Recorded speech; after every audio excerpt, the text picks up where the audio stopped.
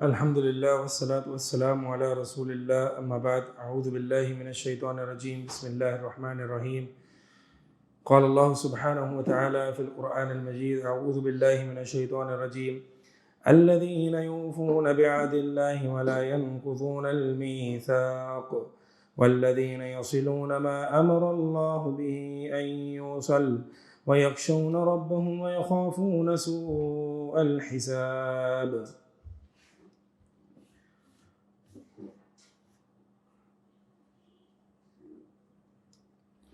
عقل والے کون ہیں؟ People of reason.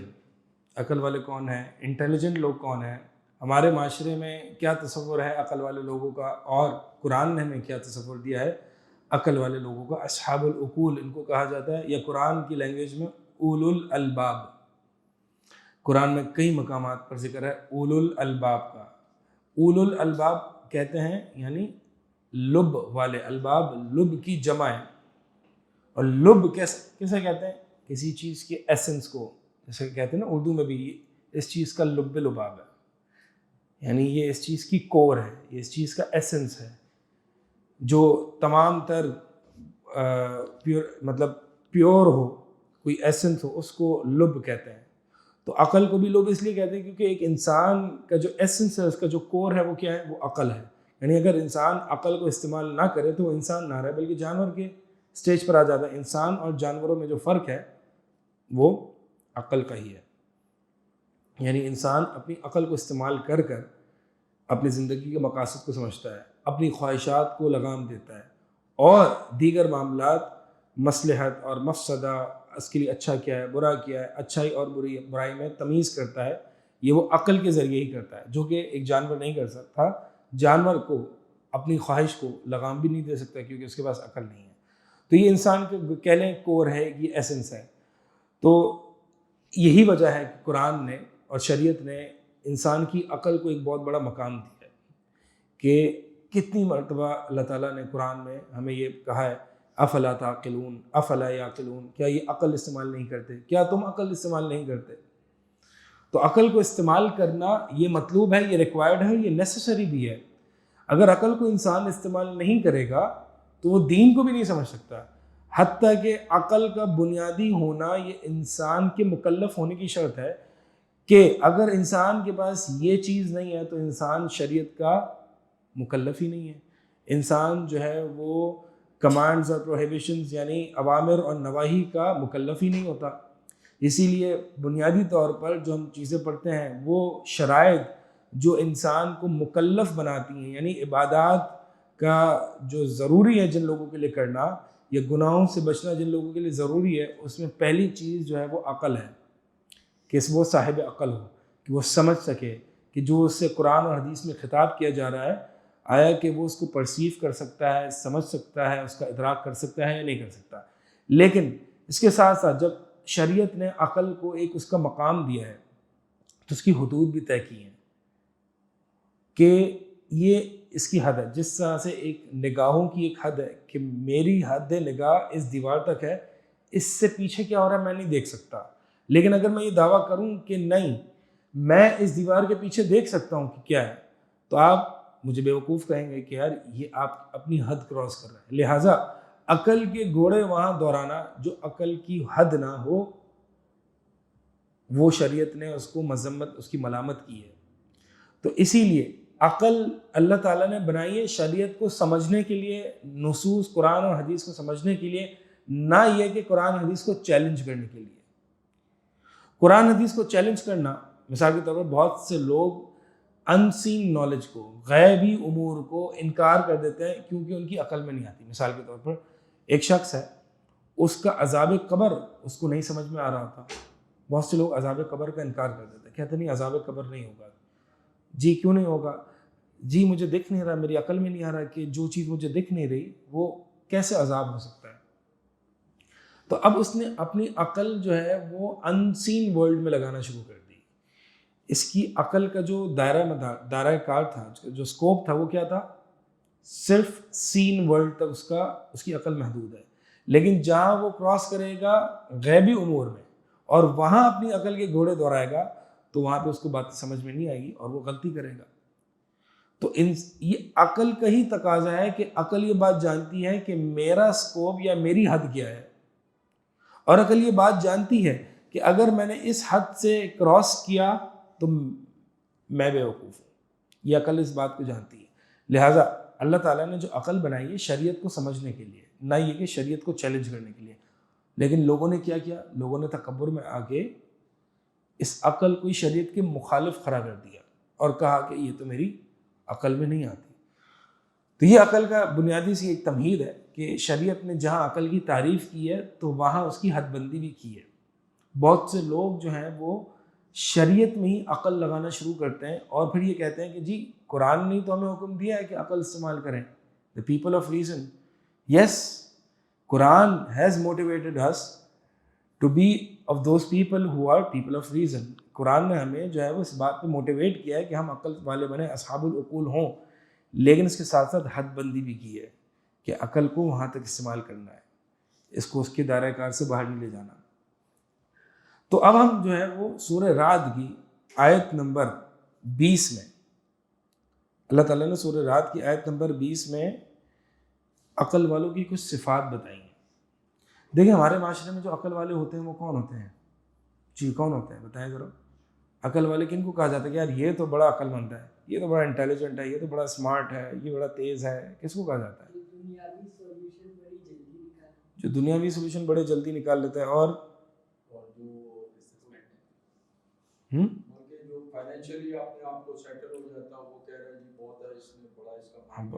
ہاں جو اپنے آپ کو فائنینشلی اسٹیبل کر لیتا ہے، سیٹل ہو جاتا ہے، کہتے ہیں کہ یار یہ بڑا کاروبار ہے، ضرور عقل مند بھی ہے. لیکن کیا آپ نے اپنی زندگی میں ایسا تجربہ نہیں کیا کہ کتنے ایسے پیسے والے لوگ ہوتے ہیں لیکن عقل نہیں ہوتی ان کے پاس دنیاوی اعتبار سے بھی؟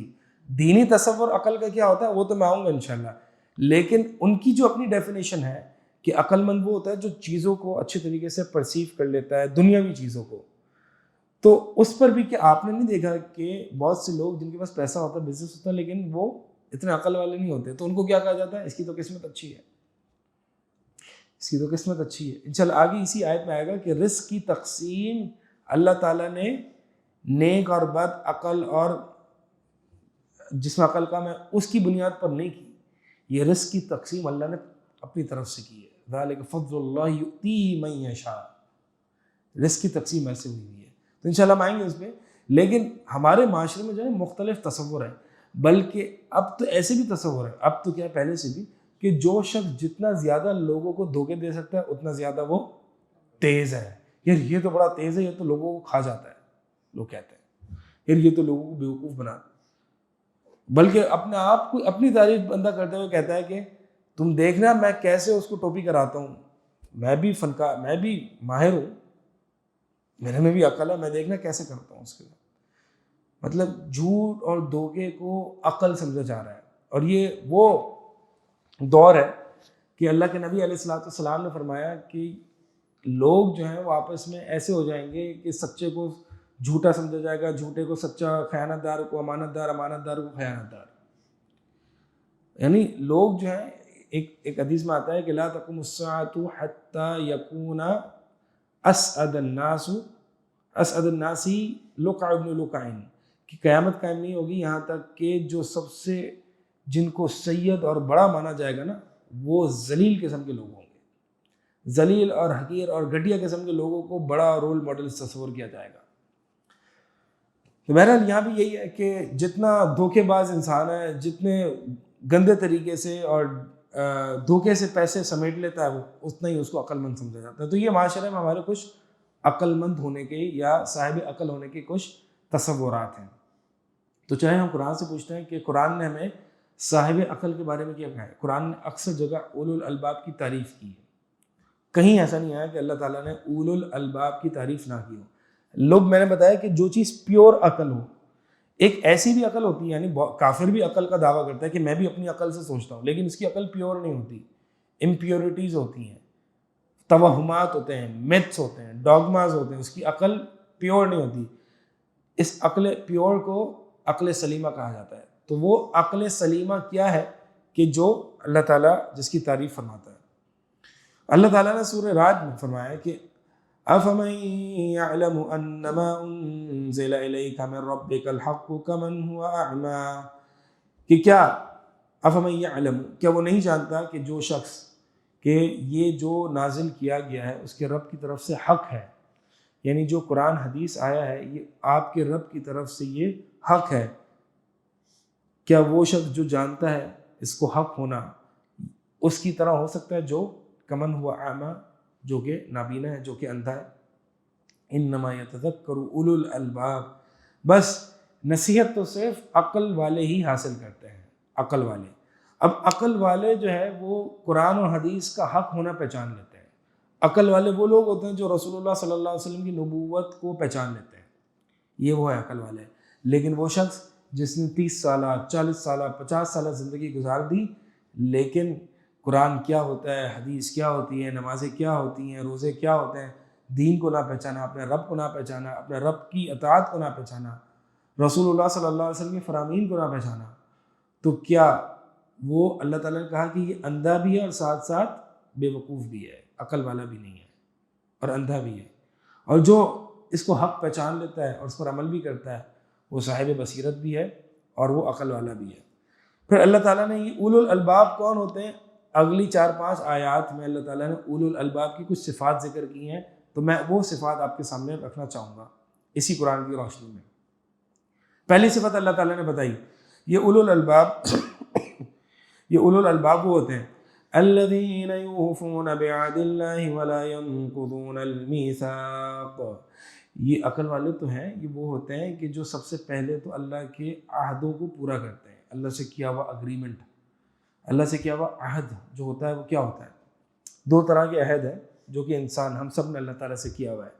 ایک طرح کا عہد تو وہ ہے کہ جو کافر نے بھی کیا ہوا ہے اللہ سے، اور ایک طرح کا عہد وہ میں نے اور آپ نے، یعنی صرف مسلمانوں نے کیا ہوا ہے۔ تو جو عہد مسلمان اور کافر تمام انسانیت میں کیا ہے وہ عالم ارواح میں کیا ہے، کہ جب اللہ تعالیٰ نے آدم علیہ السلام کی پشت سے ان کی ارواحوں کو، بنو آدم کی تمام ارواحوں یعنی روحوں کو، اسپرٹس کو نکالا اور ان سے کہا الست بربکم، کیا میں تمہارا رب نہیں ہوں؟ انہوں نے کہا بلا، کہ آپ ہمارے رب ہیں۔ اب یہ کوشچن بھی بڑا امپورٹنٹ ہے، اللہ تعالیٰ نے یہ نہیں کہا کہ میں تمہارا رب ہوں، بلکہ کہا الست بربکم، کیا میں تمہارا رب نہیں ہوں؟ دونوں میں فرق ہے۔ پہلا ایک ٹیچنگ میکینزم ایسا ہے کہ جس میں یہ سکھایا جا رہا ہے کہ میں تمہارا رب ہوں، وہ تمہارا رسول ہے، وہ تمہارے بھائی ہیں، وہ تمہارے والد ہیں، یہ سکھایا جا رہا ہے، یہ ٹیچنگ ہے۔ جو دوسرا سوال ہے نا وہ ریٹرک کوشچن ہے جس کو کہا جاتا ہے کنفرمیشن، کنفرم کیا جا رہا ہے، یعنی یہ چیز پہلے سے انسان جانتا ہے، اللہ کے سوال کرنے سے بھی پہلے انسان جانتا تھا کہ میں تمہارا رب نہیں ہوں، بھلا آپ ہمارے رب ہیں۔ اس کا مطلب یہ ہے کہ اللہ تعالیٰ نے انسان کی فطرت میں دین اسلام اور اپنے رب کی معرفت رکھ دی ہے، یہ ہم سب جانتے ہیں۔ اللہ تعالیٰ نے فطرت اللہ التی فطر الناس علیہا لا تبدیل لخلق اللہ، یہ وہ فطرت ہے، یہ وہ نیچرل ڈسپوزیشن ہے کہ جس فطرت میں اللہ تعالیٰ نے اپنی معرفت رکھ دی۔ اللہ کے نبی علیہ الصلوۃ والسلام فرماتے ہیں کہ کوئی بھی نومولود، ہر نومولود بچہ فطرت اسلام پر پیدا ہوتا ہے، سوائے اس کے کہ جو یہودی، مطلب اس کے والدین اس کے یہودی، نصرانی اور مجوسی بناتے ہیں۔ ہر بچہ فطرت اسلام پر پیدا ہوتا ہے، یعنی اپنے رب کو پہچانتا ہے۔ آپ دیکھیں نا، انسان جو ہے وہ مصیبت کے وقت میں بھی ہاتھ اٹھاتا ہے اللہ کے آگے، لاچار ہو کے اللہ کے آگے ہاتھ اٹھاتا ہے، اللہ کے آگے جھکنا چاہتا ہے۔ یہ انسان کے اندر جو رب کی معرفت پیوست ہے مضبوطی سے، وہی فطرت ہے۔ تو ایک عہد تو ہم اللہ تعالیٰ سے کر کے آئے، اور اس عہد کی وجہ سے اللہ تعالیٰ نے ہماری فطرت میں رکھ دیا ہے۔ اسی لیے جب ہم کوئی گناہ کرتے ہیں یا نافرمانی کرتے ہیں تو اندر سے آواز آتی ہے نہ کر، غلط کام کر رہا ہے۔ اللہ کے نبی صلی اللہ علیہ وسلم اس لیے فرمایا کہ گناہ وہ ہے جو تیرے سینے میں کھٹکے۔ یہ کھٹک کہاں سے آ رہی ہوتی ہے سینے میں؟ یہ فطرت میں رکھ دیا ہے کہ تو رب کی، تیرا کوئی رب ہے جس کی تو نافرمانی کر رہا ہے۔ لہٰذا انسان اپنے آپ سے، کہتے ہیں نا، انسان سب سے پہلا اپنے آپ سے فتویٰ لے کہ وہ کیا کر رہا ہے۔ انسان کا دل بھی ایک مفتی ہے اور وہ بھی فتویٰ دیتا ہے۔ تو ایک اللہ تعالیٰ سے عہد وہ کر کے آیا انسان، اور دوسرا عہد جو مسلمان نے کیا، اور وہ یہ ہے کہ جب وہ لا الہ الا اللہ پڑھ لیتا ہے تو لا الہ الا اللہ بھی یہ عہد ہے، یہ اگریمنٹ ہے کہ میں عبادت نہیں کروں گا اللہ کے علاوہ کسی اور معبود کی، اور میں محمد رسول اللہ صلی اللہ علیہ وسلم کے آگے کسی کی بات کو نہیں رکھوں گا، اور جب آپ صلی اللہ علیہ وسلم کی حدیث آ جائے گی تو میں تمام اختیارات اپنے ہٹا دوں گا، اپنے دبا دوں گا، اور نبی علیہ السلام کی بات کو ہمیشہ اوپر رکھوں گا۔ یہ لا الہ الا اللہ کا عہد ہے۔ عقل مند وہ ہوتا ہے جو ان دونوں عہد کو پورا کرتا ہے، جو ان دونوں عہد کو، اگریمنٹس کو پورا کرتا ہے۔ ولا ينقضون الميثاق، اور وہ پختہ عہدوں کو توڑتا نہیں ہے۔ اب یہ کن عہدوں کی بات ہو رہی ہے؟ یہ جو انسان ایک دوسرے سے عہد کرتا ہے، کسی سے وعدہ کر رہا ہے، کسی کی امانت رکھی ہوئی، یہ تمام قسم کے عہد ہیں، وہ ان کو بھی نہیں توڑتا، کیونکہ ایک منافق کی نشانی ہے کہ جب وہ عہد کرتا ہے، اگریمنٹ کرتا ہے، وہ توڑ دیتا ہے۔ تو ایک عقل مند انسان وہ ہوتا ہے جو اللہ سے کیے ہوئے عہد کو بھی پورا کرتا ہے اور لوگوں سے کیے ہوئے اگریمنٹس کو بھی پورا کرتا ہے، یہ عقل مند انسان ہے۔ آگے اللہ تعالیٰ نے فرمایا وَالَّذِينَ يَصِلُونَ مَا أَمَرَ اللَّهُ بِهِ أَن يُوصَلَ، اور اولو الالباب جو عقل والے ہوتے ہیں وہ لوگ بھی ہوتے ہیں جو ملاتے ہیں جو اللہ تعالیٰ نے حکم دیا ہے کہ اس کو ملانا ہے۔ کیا چیز ملانے کا اللہ نے حکم دیا ہے؟ رشتے، اللہ کی توحید سب سے پہلے، رسول اللہ صلی اللہ علیہ وسلم کی رسالت، جو حقوق ہیں اللہ کے حقوق ہیں، اللہ کے حقوق میں توحید سب سے پہلے ہے، رسول صلی اللہ علیہ وسلم کی رسالت میں احادیث پر ایمان سب سے پہلے، ان کی رسالت پر ایمان سب سے پہلے، یہ تمام حقوق ہیں، یعنی جو حقوق اللہ تعالیٰ نے ہر شخصیت کے رکھے ہیں، ہر ذات کے رکھے ہیں، اس کو حق دینا، یہ ہے ملانا، یہ ہے ملانا۔ یعنی اگر آپ کسی کا حق نہیں دیں گے تو آپ کاٹ رہے ہیں جو اللہ تعالیٰ نے حکم دیا تھا ملانا۔ اور اسی طرح اللہ تعالیٰ نے حکم دیا ہے کہ صلہ رحمی کی جائے، یعنی ان کو ملایا جائے، جو رشتہ دار ہیں ان کے حقوق کو ادا کیا جائے۔ تو اللہ تعالیٰ نے جس چیز کا حکم دیا اس کو ملایا بھی جائے۔ وَيَخْشَوْنَ رَبَّهُمْ، اور اولو الالباب یہ بھی ہوتے ہیں جو اپنے رب سے خشیت اختیار کرتے ہیں۔ وَيَخَافُونَ سُوءَ الْحِسَابِ، اور وہ ڈرتے ہیں برے حساب سے۔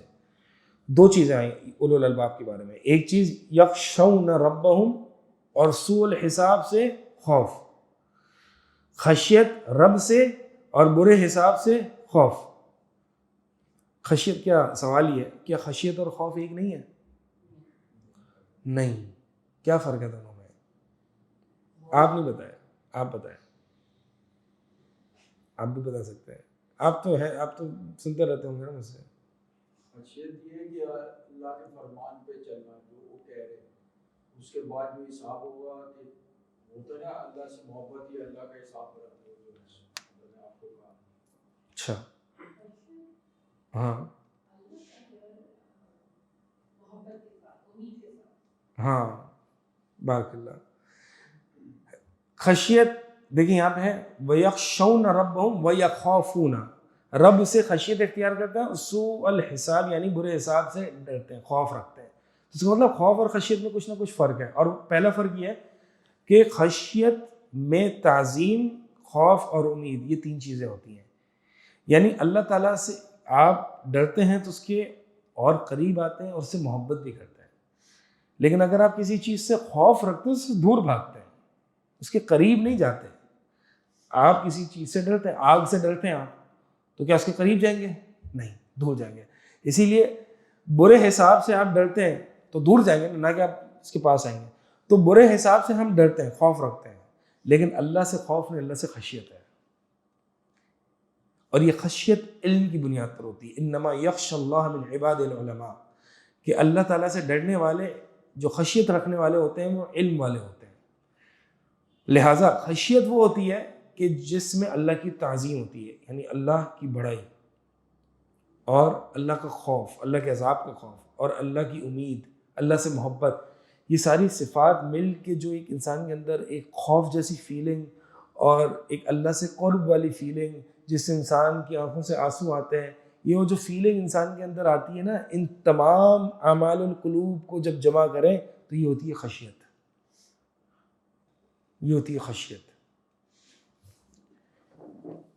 اور یہ صرف علم والے ہی کر سکتے ہیں، کیونکہ جو علم والے نہیں ہوتے نا، وہ اللہ تعالیٰ کی ایک سائڈ یا ایک طرح کی صفات پر اکتفا کرتے ہیں۔ مثال کے طور پر اللہ تعالیٰ بڑا شدید عذاب دینے والا ہے تو وہ خوف میں مبتلا ہو جائیں گے، دوسرا قوم اللہ تعالیٰ بڑا مہربان ہے، وہ اللہ تعالیٰ کی امید میں بے جا توکل کرنے لگیں گے، لیکن جو علم والا ہوگا وہ اللہ تعالیٰ کی تمام صفات کو جمع کر کے ایک بیلنس وے میں جو اللہ تعالیٰ سے ڈرے گا نا، کہ جس میں نا امیدی بھی نہیں ہوگی، مایوسی بھی نہیں ہوگی، بے جا اللہ کی امید پر توکل بھی نہیں ہوگا، یہ ساری چیزیں ملا کے جب انسان اپنے رب سے کو یاد کرتا ہے، اس کی آنکھوں سے آنسو جاری ہوتے ہیں اور وہ اپنے رب سے محبت فیل کرتا ہے اور اپنے رب سے باتیں کرنا چاہتا ہے، اور ساتھ ساتھ اپنے رب سے ڈرتا بھی، اپنے رب کی پکڑ سے ڈرتا ہے، اور ساتھ ساتھ اپنے رب کی تعظیم بھی اس کے دل میں ہوتی ہے، تو یہ تمام فیلنگز، یہ تمام علوم کو جمع جب کیا جاتا ہے تو خشیت ہے۔ اسی لیے خشیت کو علم والوں کے لیے خاص کر دیا، تو یہ خشیت ہر کوئی نہیں کر سکتا۔ اس لیے آپ دیکھیں ایسے لوگ بھی گزرے ہیں کہ جن کو خوارج کہا جاتا ہے، وہ مایوسی میں چلے گئے اور وہ اللہ تعالیٰ سے خوف میں بے جا ایگزیجریٹ اور تکلف کیا انہوں نے۔ تو وَيَخْشَوْنَ رَبَّهُمْ، عقل مند کون ہوتے ہیں؟ جو اللہ سے خشیت رکھتے ہیں، جن کو تمام اللہ کی صفات کو بیلنس وے میں ایک ساتھ رکھنا آتا ہے، یعنی ان کی نگاہ بیک وقت بیلنس طریقے سے اللہ کی تمام صفات پر ہوتی ہے، صرف ایک طرح کی صفات نہیں کہ اللہ تعالیٰ تو بڑا غفور رحیم ہے، بخش دے گا، یہ ایک۔ میں آپ کو ایڈ کروں کہ آج کل یہ ہے کہ آپ زمین سے آسمان تک اپنے گناہ کر دیں اور رحیم ہے، بخش دے گا۔ ہاں یہ حدیث ہے کہ اللہ تعالیٰ نے، اس میں آتا ہے کہ اللہ تعالیٰ فرماتا ہے کہ اے ابن آدم تو اتنے گناہ لے آیا کہ زمین سے آسمان تک بھر دے، اور اس حال میں کہ تو میرے ساتھ کسی کو شریک نہیں کرتا ہوگا تو میں تیری سارے گناہوں کو معاف کر دوں گا، ولم ابالی، اور میں اس پہ کوئی پرواہ نہ کروں گا۔ دیکھیں یہ اللہ تعالیٰ کی رحمت کی آیات اور احادیث ایک طرف ہیں، اور اللہ تعالیٰ کی پکڑ اور عذاب کی بھی آیات اور احادیث ایک طرف ہیں۔ اب مومن وہ ہوتا ہے جو ان دونوں کے درمیان رہتا ہے، یعنی عبادت ایسے کرتا ہے کہ خوف اور امید کے درمیان رہ کے کرتا ہے۔ اسی لیے عمر بن خطاب رضی اللہ تعالیٰ عنہ فرماتے تھے کہ اگر مجھے کل کو قیامت والے دن یہ اعلان ہو جائے کہ سب کے سب جہنم میں جائیں گے، صرف ایک جنت میں جائے گا، تو میری امید یہ ہے کہ میں وہ جنتی ہوں گا، اور اگر سب کے سب یہ اعلان ہو جائے کہ سب کے سب جنت میں جائیں گے، جہنم میں صرف ایک شخص جائے گا، تو مجھے خوف ہے کہ میں جہنمی میں وہ ہوں گا۔ یعنی خوف اور امید کو برابر رکھتے ہوئے انسان اپنی اس سفر کو اللہ کی طرف طے کرے، نہ اس طرف بہت زیادہ میلان ہو، نہ اس طرف بہت زیادہ میلان ہو۔ کسی بھی ایک طرف بہت زیادہ میلان ہوگا تو انسان گر جائے گا، انسان راستے سے ہٹ جائے گا۔ جی ہاں، پرندے والی ابن القیم رحمہ اللہ نے پرندے والی مثال دی ہے۔ اس میں آج کل یہ ہے نا، تو ہم جہاں اپنا فائدہ ہوتا ہے اس طرف سوچتے ہیں، ہاں تو بار اور کہاں کو بھی دیکھتے جی رحمان اور رحیم کی بات۔ ہاں، ہمارے ایسے بھی ہے، اور جب بچوں سے بات کرتے ہیں تو پھر رحمان اور رحیم نہیں دیکھتے، بلکہ عزیز اور جبار اور یہ والی صفات دیکھتے ہیں کہ بڑا عذاب دینے میں سخت ہے۔ جب بچوں سے بات کرتے ہیں، بیٹا یہ کرو تمہیں گناہ ہوگا، یہ کرو تمہیں اللہ تعالیٰ پنش کریں گے، یہ کرو بچوں سے جب بات کر رہے ہیں تو یہ والی سائڈ لے رہے ہیں، لیکن جب اپنے لیے استعمال کرتے ہیں تو رحمان اور رحیم ہے۔ وہی ہے، بیلنس کر کے ہمیں انسان کو چلنا چاہیے۔ تو یہ خشیت ہے انسان جب تمام صفات میں جب ان کو جمع کرتا ہے اللہ تعالیٰ کی، تو نہ اس طرف میلان ہوتا ہے نہ اس طرف میلان ہوتا ہے، بلکہ اسٹریٹ فارورڈ ان دونوں کو بیلنس طریقے سے چلتا رہتا ہے۔ پھر یہ وہ خشیت والے لوگ جو ہیں یہ اولو الالباب بھی ہیں، یہ اولو العلم بھی ہیں۔ وَيَخَافُونَ سُوءَ الْحِسَابِ، اور یہ ڈرتے ہیں برے حساب سے، یعنی یہ عقل مند وہ ہوتے ہیں جو آگے کی سوچتا ہے کہ کل ایسا وقت آنے والا ہے کہ جس دن میں نے اللہ کے آگے کھڑے ہو کے اپنا حساب دینا ہے۔ یہ برا حساب، سوء الحساب کیا ہے کہ اللہ کے نبی علیہ الصلوۃ والسلام نے فرمایا کہ من نوقش عذب، کہ من حوسب عذب، کہ جس کا حساب کتاب ہو جائے گا کل وہ عذاب میں مبتلا ہوگا، اس کو عذاب دیا جائے گا۔ عائشہ رضی اللہ تعالی عنہا فرماتی ہیں کہ یا رسول اللہ، کہ اللہ تعالیٰ نے قرآن میں نہیں فرمایا کہ آسان حساب کے بارے میں اللہ تعالیٰ نے قرآن میں فرمایا فَسَوْفَ يُحَاسَبُ حِسَابًا يَسِيرًا، کہ ان قریب وہ ان لوگوں کا اللہ تعالیٰ آسان حساب لے گا۔ تو آپ تو کہہ رہے ہیں کہ کل کو جس کا حساب لیا گیا وہ تو عذاب میں مبتلا ہو جائے گا، آسان حساب بھی تو ہے ایک چیز۔ تو اللہ کے نبی صلی اللہ علیہ وسلم فرمایا کہ من نوقش کہ جس کا مناقشہ ہو گیا وہ ہلاک ہوگا. یعنی اس کا مطلب ہے کہ حساب یسیرہ، اللہ کے نبی نے فرمایا انما ذالک العرض، کہ یہ تو پیشی ہے. یعنی دو قسم کے حساب ہیں. ایک آسان حساب ہے جس کو پیشی کہا جاتا ہے، کہ بندہ اللہ کے سامنے آئے گا، دربار میں حاضر ہوگا، اور اللہ تعالیٰ اپنے بندے سے کہے گا بندے تو نے یہ گناہ نہیں کیا تھا، بندہ اقرار کرے گا اللہ کیا تھا، کہے گا اللہ یہ بھی کیا تھا، اللہ تعالیٰ پوچھے گا یہ نہیں کیا تھا، وہ کہے گا کیا تھا. یعنی اللہ تعالیٰ گناہ کو پیش کرتا جائے گا اور وہ بندہ اقرار کرتا جائے گا، اور آخر میں اللہ تعالیٰ کہے گا کہ اے بندے میں نے تیرے سارے گناہ معاف کر دیے، جا تو جنت میں جا. اب بندے میں اچانک سے ایک جرت آ جائے گی، بندہ کہے گا یا اللہ میرے وہ بڑے والے بھی گناہ تھے، یہ والے بھی گناہ تھے. اللہ تعالیٰ جو ہے وہ مسکرائے گا اور کہے گا کہ جا تو جنت میں جا، میں نے تیرے سارے گناہ کو معاف کر دیا. یعنی اللہ تعالیٰ اس پر اپنا پہلو رکھ کے اکیلے میں اس سے آسان حساب لے گا، لوگوں کے سامنے اس کو ذلیل نہیں کرے گا. اور جو برا حساب ہے وہ یہ ہے کہ اللہ تعالیٰ بندے سے پوچھے گا اے بندے تو نے فلاں گناہ کیا تھا، بندہ اقرار کرے گا جی ہاں کیا تھا. پھر اللہ تعالیٰ پوچھے گا کہ تو نے یہ گناہ کیوں کیا تھا. اس کیوں کا جواب اس کو نہیں ہوگا، یہ ہے مناقشہ. تو لہٰذا جس شخص سے حساب میں مناقشہ ہو جائے نا وہ ہلاک ہوگا، اس کو عذاب میں مبتلا کیا جائے گا. اللہ تعالیٰ سے دعا ہے کہ اللہ تعالیٰ ہم سب کا آسان حساب لے. تو یہ جو اولو الالباب ہے نا، یہ عقل والے وہ لوگ ہیں کہ جو برے حساب سے بچتے ہیں، ڈرتے ہیں.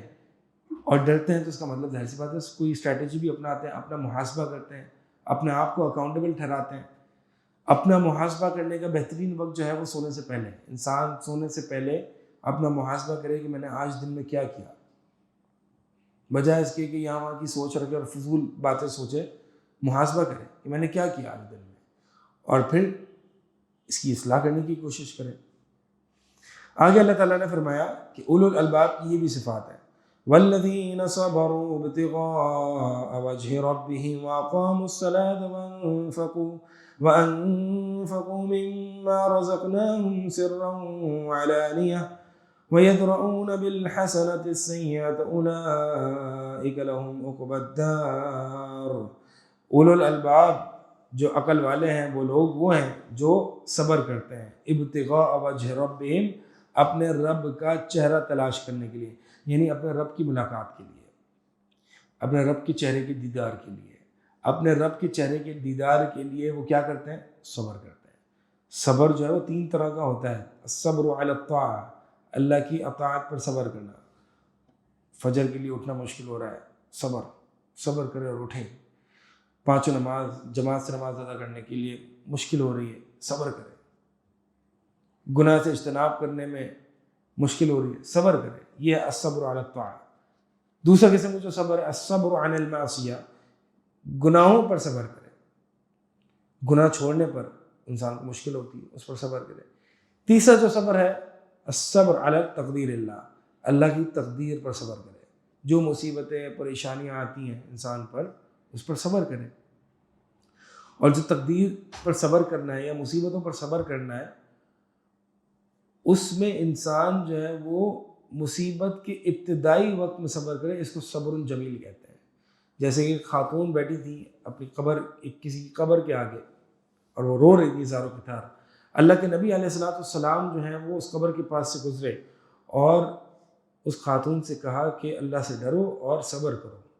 اس خاتون نے کہا کہ آپ کو پتہ ہے کہ میرے ساتھ کیا ہوا ہے، کون فوت ہوا ہے؟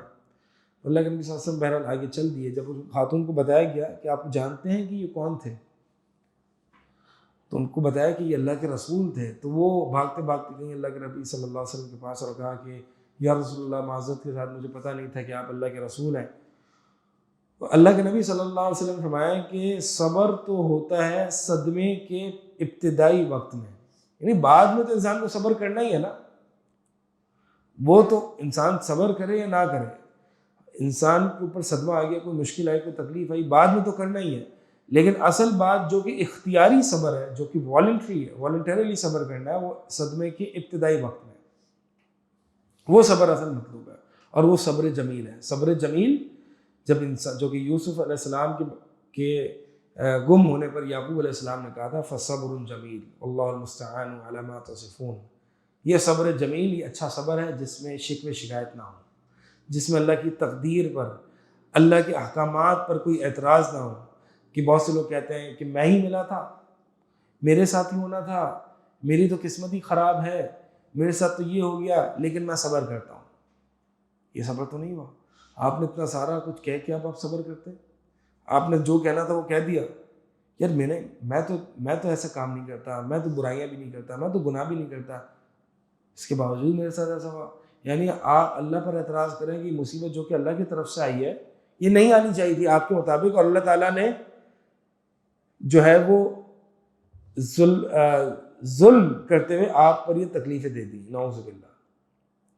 تو انسان جب صبر کرتا ہے نا تو اس طرح کے الفاظ نہیں کہتا، بلکہ کیا کہتا ہے؟ اب دیکھیں، صبر کا مطلب یہ نہیں کہ انسان کو رونا نہیں آتا.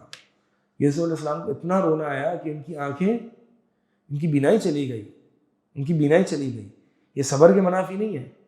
نبی علیہ السلام اپنے فرزند ابراہیم رضی اللہ تعالیٰ عنہ کی وفات پر روئے اور کہا کہ ہم وہی بات کہیں گے جو ہمارے رب کو راضی کرے گی، ہم وہ بات نہیں کہیں گے جو ہمارے رب کو ناراض کرے گی. اور اے ابراہیم، ہم تیری جدائی سے بڑے غمزدہ ہیں. اور اللہ کے نبی صلی اللہ علیہ وسلم کی آنکھوں سے آنسو نکلے تھے. تو عبد الرحمن بن عوف پوچھتے ہیں رضی اللہ تعالیٰ عنہ، یا رسول اللہ آپ بھی، یہ کیا ہے آنسو، آپ بھی رو رہے ہیں؟ تو اللہ کے نبی صلی اللہ علیہ وسلم فرماتے ہیں کہ اے عبد الرحمن، یہ اللہ کی رحمت ہے، اپنے بندوں میں سے جس میں چاہے وہ یہ رحمت رکھ دیتا ہے. یہ رحمت کے آنسو ہیں جو کہ نکلتے ہیں. یہ بے صبری کے آنسو نہیں ہیں، یہ واویلا نہیں ہے، یہ ماتم نہیں ہے، بلکہ یہ رحمت ہے. یہ انسان کے اندر رحمت ہونی چاہیے. تو رونا آ جانا، آنکھوں سے آنسو کو نکل جانا، یہ بے صبری نہیں ہے. بے صبری یہ ہے کہ اللہ کے تقدیر پر اعتراض کیا جائے کہ میں ہی ملا تھا، اپنی قسمت، اپنی تقدیر پر، اور واویلا مچایا جائے، گریبان چاک کیا جائے، ماتم کیا جائے اور سوگ منا لیا جائے. یہ سب صبر کے منافی ہیں، یہ نہیں ہونا چاہیے. تو صبر یہ تین چیزیں ہیں: صبر، اللہ کے اطاعت پر صبر، معصیت پر صبر، اور یعنی گناہوں سے اجتناب کرنے پر صبر، اور اللہ کی تقدیر پر صبر. اور یہ صبر ہوگا کس کے لیے؟ ابتغاء وجہ ربہم، اپنے رب کے لیے. صبر للہ و صبر مع اللہ، صبر للہ و صبر مع اللہ و صبر باللہ. یہ تین صبر ہیں. اللہ کے لیے صبر ہونا. بہت سے لوگ ہوتے ہیں وہ اپنے آپ پر قابو پا لیتے ہیں، کنٹرول کر لیتے ہیں، لیکن اللہ کے لیے نہیں کرتے، بس ایسے ہی صبر کر لیتے ہیں کہ بھائی وہ یہ کہتے ہیں کہ کیا میں اگر روں گا دوں گا تو مجھے واپس تو نہیں مل جائے گی وہ چیز، تو اس لیے وہ صبر کر لیتے ہیں. لیکن یہ صبر ثواب نہیں ہے، یہ اللہ کے لیے صبر نہیں ہے. اس میں اس کو ثواب نہیں ملے گا. انما یوفی الصابرون اجرهم بغیر حساب. صابرین کو جو بغیر حساب کے جو اجر ملنا ہے نا، یہ وہ نہیں ملے گا ان کو، کیونکہ انہوں نے اللہ کے لیے نہیں کیا. جو اللہ کے لیے صبر کرے گا وہ یہ سوچ کے کرے گا چونکہ اللہ تعالیٰ نے مجھے صبر کرنے کا کہا ہے، اللہ تعالیٰ اس سے خوش ہوگا، اور کل کو میں اللہ کے چہرے کا وجہ ربہم، اللہ کے چہرے کا دیدار کرنا چاہتا ہوں، اس لیے میں صبر کروں گا. اور میرے رب نے کہا اس لیے میں صبر کروں گا. یہ اللہ کے لیے صبر کرنا ہے. وباللہ، صبر باللہ کیا ہے؟ کہ اللہ کی توفیق سے صبر کرنا، یعنی انسان اللہ سے مدد طلب کرتے ہوئے صبر کرے. انسان اللہ کے لیے بھی صبر کر لیتا ہے لیکن اللہ سے مدد طلب نہیں کرتا. ایاک نعبد و ایاک نستعین، تیری ہی عبادت کرتے ہیں اور تیری عبادت کرنے میں تجھ ہی سے مدد طلب کرتے ہیں. یعنی ہر عبادت جو اللہ سے کی جائے گی اس میں اللہ تعالیٰ سے مدد بھی طلب کی جائے گی. بہت سے لوگ اوور کانفیڈنٹ ہوتے ہیں کہ میں تو کر لوں گا. ابراہیم علیہ السلام جو کہ توحید کے امام ہیں، امام الحنفاء، وہ بھی یہ دعا کرتے ہیں رب اجعلنی مقیم الصلاۃ ومن ذریتی، اے میرے رب مجھے بھی نماز قائم کرنے والا بنا دے. کیا ابراہیم علیہ السلام جو کہ خلیل اللہ ہے، اللہ کے خلیل ہیں، اللہ کے سب سے قریبی دوست، کیا وہ نماز میں ان کو کانفیڈنس نہیں تھا کہ میں نماز قائم کر لوں گا؟ نہیں، وہ بھی دعا کر رہے ہیں، بلکہ وہ یہ بھی دعا کر رہے ہیں کہ اللہ ہمیں بچا اور میرے بچوں کو بچا، میری اولاد کو بچا کہ ہم بتوں کی عبادت کریں. تو اللہ کی توفیق مانگنا سب سے ضروری ہے، اور یہی چیز ہم ہر رکعت میں سورہ فاتحہ میں اہدنا الصراط المستقیم میں مانگ رہے ہوتے ہیں. صراط مستقیم کی طرف ہدایت مانگنا، سیدھے راستے کی طرف ہدایت مانگنا بھی ہے، اور سیدھے راستے کی طرف توفیق مل جانا بھی ہے. ایک تو ہے کہ سیدھے راستے کا معلوم ہو جائے کہ سیدھا راستہ ہے، بہت سے لوگوں کو معلوم ہوتا ہے، ابلیس کو معلوم تھا سیدھا راستہ یہ، فرعون کو معلوم تھا، ابو جہل کو معلوم تھا، ابو طالب کو معلوم تھا کہ یہ سیدھا راستہ ہے، آئے نہیں ہے، توفیق نہیں تھی نا۔ تو بہت سے لوگوں کو پتہ ہوتا ہے کہ دین اسلام صحیح ہے، یہ کرنا چاہیے، یہ نہیں کرنا چاہیے، پھر عمل کیوں نہیں ہے؟ توفیق نہیں ہے، اللہ سے توفیق مانگی نہیں نا کبھی۔ تو گویا ایک انسان اللہ تعالیٰ کو یہ بتا رہا ہے کہ اللہ میں تیری عبادت کرنے میں بھی تیرا محتاج ہوں، میں تیری عبادت بھی خود سے نہیں کر سکتا، میں اتنا نکما ہوں، میری کوئی اوقات ہی نہیں ہے، میں اتنا کمزور ہوں، مجھے اگر تیری عبادت کرنی ہے تو اس کے لیے بھی مجھے تجھ سے مدد طلب کرنی ہوگی۔ اور یہی معنی اللہ کا یہ ذکر لا حول ولا قوت الا باللہ میں ہے، لا حول ولا قوت الا باللہ، کہ نہیں ہے کوئی برائی سے نیکی کی طرف پھیرنے کی توفیق دینے والا مگر سوائے اللہ کے۔ حول کہتے ہیں پھیرنا، نہیں ہے کوئی مصیبت سے خوشحالی کی طرف پھیرنے والا مگر اللہ۔ تو یہ دونوں چیزوں کا سوال ہے، یعنی دونوں چیزوں کا سوال ہے، گناہوں سے نیکی اور مصیبتوں سے خوشحالی۔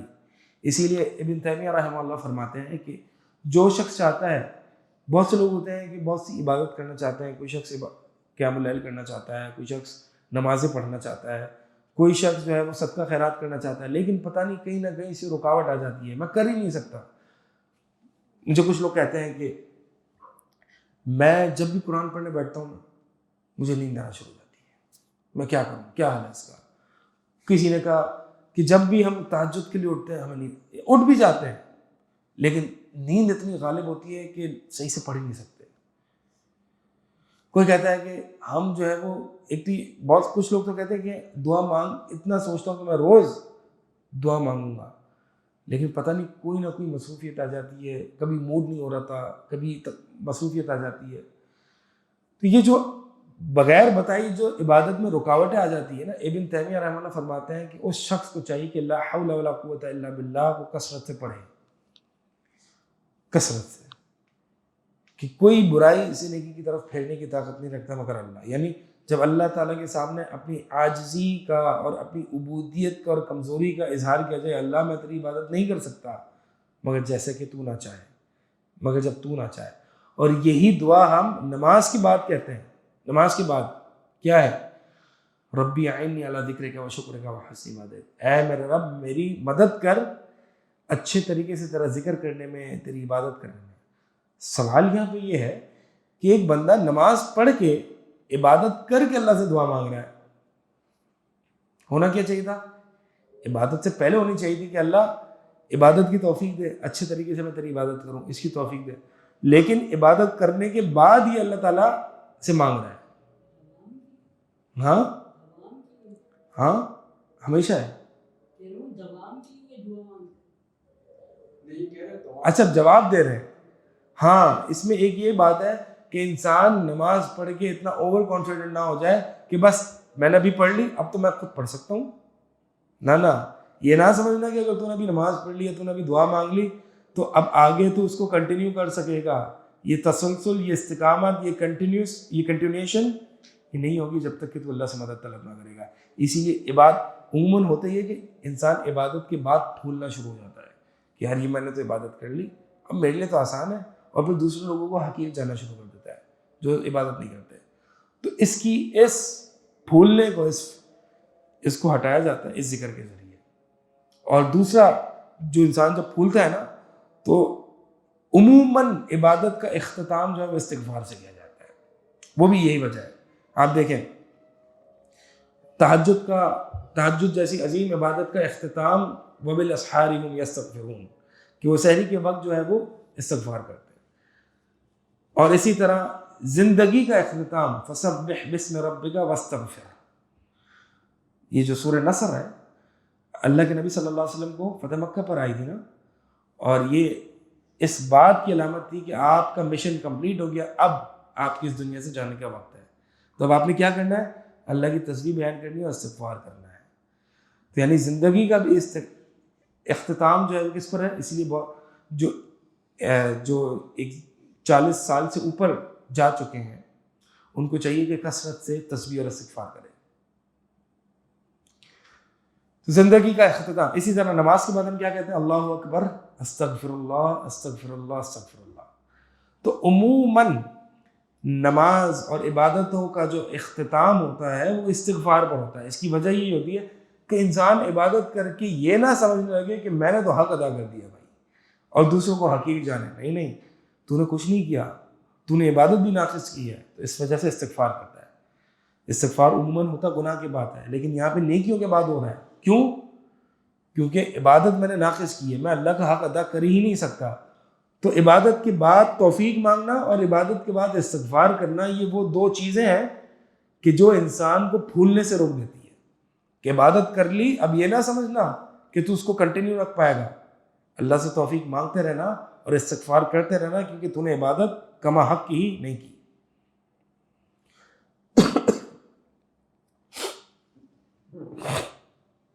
اس کو بس اختصار کے ساتھ جو ہے وہ اس آیت کو مکمل کرتے ہیں کہ عقل والے تو یہ لوگ ہوتے ہیں، قرآن نے عقل والے یہ بتایا کہ جو اللہ کی خشیت رکھتے ہیں، کل کو حساب کتاب سے ڈرتے ہیں، صبر کرتے ہیں اللہ کے لیے، اللہ کے چہرے کے دیدار کے لیے، نماز قائم کرتے ہیں، اور جو اللہ تعالیٰ نے ان کو دیا ہے ان میں سے وہ خرچ کرتے ہیں، سرًا و علانیہ، چھپے بھی اور علانی طور پہ بھی۔ زکوٰۃ کے لیے یہ مستحب ہے کہ زکوٰۃ علانیہ طور پر دی جائے تاکہ دیگر مسلمانوں کی تہمت سے بچا جا سکے، اور نفلی صدقات میں افضل یہ ہے کہ انسان سرًا دے، جیسے کہ اس حدیث میں آتا ہے کہ وہ 7 لوگ جس دن اللہ کے عرش کا سایہ نہ ہوگا، جس دن کوئی سایہ نہ ہوگا سوائے عرش کے سایہ کے، ان 7 لوگوں میں سے ایک کیٹیگری ان لوگوں کی ہے جو دائیں ہاتھ سے صدقہ کرتے تھے تو بائیں ہاتھ کو بھی نہیں پتہ چلتا تھا۔ تو یہ نفلی صدقہ ہے، تو نفلی صدقہ بالکل شوشا کر کے نہ دیا جائے بلکہ چھپا کے دیا جائے۔ تو یہ وہ لوگ ہیں جو سرًا بھی کرتے ہیں اور علانی طور پہ بھی کرتے ہیں، علانیہ زکوٰۃ، سرًا صدقہ۔ وَيَدْرَؤُونَ بِالْحَسَنَةِ السَّيِّئَةِ، اور وہ برائی کے بعد نیکی کرتے ہیں۔ یہ عقل مند لوگ جو ہوتے ہیں برائی کے بعد نیکی کرتے ہیں، یعنی ان سے کوئی برائی ہو جاتی ہے تو وہ نیکی کرتا ہے اس کے پیچھے۔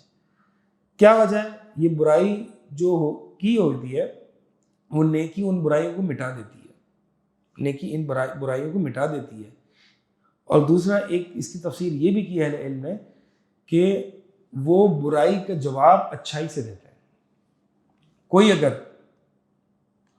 برے اخلاق سے پیش آ رہا ہے تو وہ اس کو اچھا جواب دیتے ہیں، کوئی اگر اسے برا بھلا کہہ رہا ہے تو وہ اس سے اچھے سے پیش آتا ہے، تو یہ برائی کا بدلہ جو ہے وہ اچھائی سے دیتے ہیں۔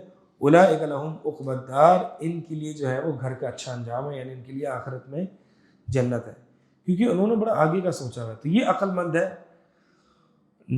لوگوں کو عموماً یا ہمارے معاشرے میں مولویوں کو بے وقوف سمجھا جاتا ہے اور کہا جاتا ہے کہ بس یہ تو جو ہے وہ قرآن حدیث اور قول اللہ و قول رسول اس سے آگے بڑھ، ان کو پتہ ہی نہیں ہوتی دنیا کا رکھ رکھاؤ کیا ہوتا ہے۔ ان مولویوں کو پتہ ہی نہیں ہوتا دنیا کیا ہوتی ہے، یہ بے وقوف ہیں۔ منافقین جو ہے نا وہ صحابہ کو بھی یہ کہتے تھے، جب ان سے کہا جاتا تھا اذا قیل لهم آمنوا كما آمن الناس، ان سے جب کہا جاتا تھا کہ ایمان لے آؤ جیسے کہ صحابہ ایمان لائے، تو یہ کہتے تھے انؤمن كما آمن السفہاء، ہم ایسے ایمان لائے جیسے بے وقوف ایمان لائے۔ تو ہر دور میں اللہ اس کے رسول کے ماننے والوں کو بے وقوف کہا جاتا رہا ہے، لیکن خوشخبری ہو، بشارت ہو ان مولویوں کو اور ان دینداروں کو جو اللہ اس کے رسول کے احکامات پر چلتے ہیں۔ اللہ تعالیٰ نے کیا کہا؟ الا انہم هم السفہاء ولکن لا یشعرون ولکن لا یعلمون، کہ بے وقوف تو خبردار یہ وہ لوگ ہیں، یہی ہیں، یہ بے وقوف ہیں، بڑے شارٹ سائٹڈ ہیں، 25 سال 30 سال 15 سال کی پلاننگ کر رہے ہیں کہ کیا کرنا ہے، ہمیں بزنس کہاں جائے گا۔ ان بے وقوفوں کو پتہ نہیں اگلے لمحے زندہ رہیں گے یا نہیں رہیں گے۔ اسی لیے اللہ کے نبی صلی اللہ علیہ وسلم نے فرمایا یہ ابن آدم ہے، یہ ابن آدم کا وقت ہے، یہ ابن آدم کی وفات کا وقت ہے، وَثَمَّ أَجَلُ، اور ہاتھ لمبا کر کے اللہ کے نبی نے فرمایا اور یہ اس کے خواب ہیں، اتنے دور اس کے خواب ہیں، اور اس کی وفات کا وقت کا ہے یہاں۔ یہ بے وقوف نہیں ہے کہ اس نے کل کے لیے فکر نہیں کی ہوئی، آگے 25 سال کے لیے فکر کی ہوئی ہے، حالانکہ موت اس کی پیچھے ہے۔ تو بے وقوفی تو یہ ہے۔ اسی لیے اللہ کے نبی علیہ الصلوۃ والسلام نے فرمایا، صحابہ نے پوچھا اللہ کے نبی صلی اللہ علیہ وسلم سے ای المؤمنین اقیس، مومنین میں سے سب سے عقل مند کون ہے؟ اللہ کے نبی صلی اللہ علیہ وسلم فرمایا اکثرہم للموت ذکرن، کہ جو موت کو سب سے زیادہ ذکر کرنے والا ہے، یاد کرنے والا ہے، وما بعدها له استعدادا، اور جو اس موت کے بعد ہے اس کے لیے تیاری کرنے والا ہے۔ تو صرف موت کو یاد نہیں کرنا بلکہ موت کی تیاری بھی کرنی ہے۔ لیکن جب موت کا ذکر کیا جاتا ہے تو کہتے ہیں یار یہ تو بری بات ہے، ایسی گندی باتیں نہ کرو ہمارے سامنے، پازیٹیو باتیں کرو۔ یہ بے وقوف ہیں۔ عقل مند وہ ہیں جو موت کو یاد رکھتے ہیں، جو آخرت کے بارے میں سوچتے ہیں، جو آخرت کے حساب کے بارے میں سوچتے ہیں، جن کی لائف، جن کی ایٹرنل لائف کی پلاننگ ہوتی ہے، یہ وہ عقل مند ہیں۔ اور بے وقوف، تنگ نظر تو وہ لوگ ہوتے ہیں جو اس مختصر سی زندگی کے لیے پلاننگ کرتے ہیں۔ اللہ تعالیٰ ہم سب کو ان اولو الالباب میں شامل کرے۔ اللہ تعالیٰ سے دعا ہے کہ اللہ تعالیٰ جو بھی صفات ذکر ہوئی اولو الالباب کی، اللہ تعالیٰ ان کا شمار، ہمارا شمار جو ہے وہ ان میں کرے۔ اقول قولی ھذا استغفر اللہ لی ولکم وسائر المسلمین۔